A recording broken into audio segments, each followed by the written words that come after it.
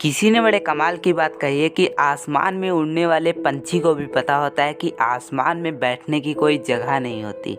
Hi guys, मेरा नाम है आदर्श भारद्वाज। एक छोटी सी कहानी, एक कहानी है सम्राट अशोका की।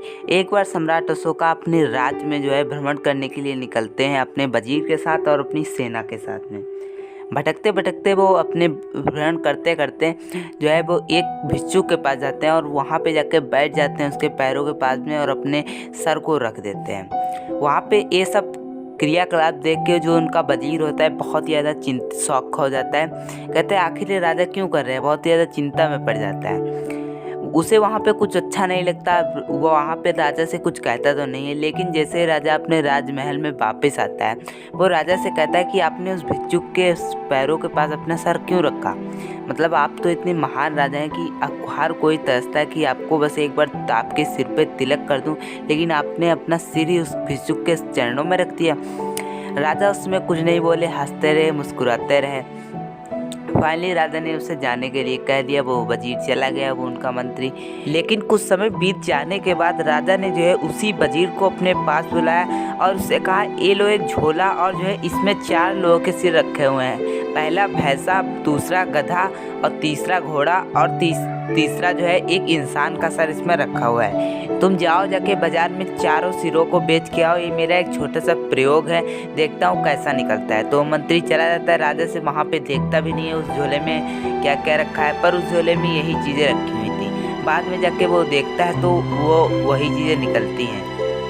वो देखता है बाजार में सभी चीज़ों को बेच देता है, लेकिन जो सिर होता है, इंसान का सिर होता है, वो बिक ही नहीं रहा होता है। वो कई सारी दुकानों पे ट्राई करता है, लेकिन वो इंसान का सिर जो होता है वो बिक ही नहीं रहा होता है। फाइनली वो राजा के पास आता है, कहता है राजा जी, ये जो सिर है वो इंसान का सिर कोई लेने से मना कर रहा है, कोई ले ही नहीं रहा है। तो राजा ने कहा, जाओ इस बार तुम इस सिर को फ्री में किसी को दे के आ जाओ। बस इस झोले को, इस थैले को बस खाली लेके आना, तुम अपने साथ लेके आना।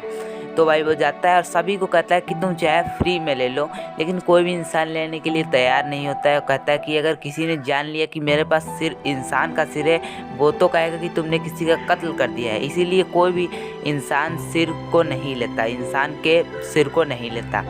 फाइनली वो मंत्री बड़ा उदास होकर राजा के पास वापस आता है। कहता है, राजा जी, सम्राट जी, मेरा ये आपका प्रयोग सफल नहीं हुआ है। ये आपका सिर नहीं बिका, इंसान का सिर कोई लेना ही नहीं चाहता है।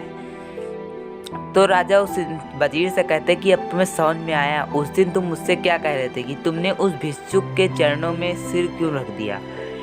आज तुम्हें समझ में आया कि ये सिर बिल्कुल भी अनमोल नहीं है। अगर क्या मेरे मरने के बाद तुम मेरे सिर को बेच पाओगे या तुम मेरे सिर को रख पाओगे।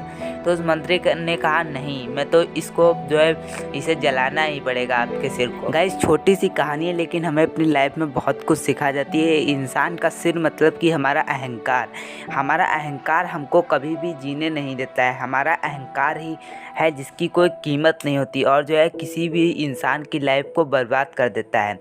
इसीलिए मैंने स्टार्टिंग में कहा कि आसमान में उड़ने वाले पंछी को भी पता होता है कि आसमान में बैठने की जगह नहीं होती।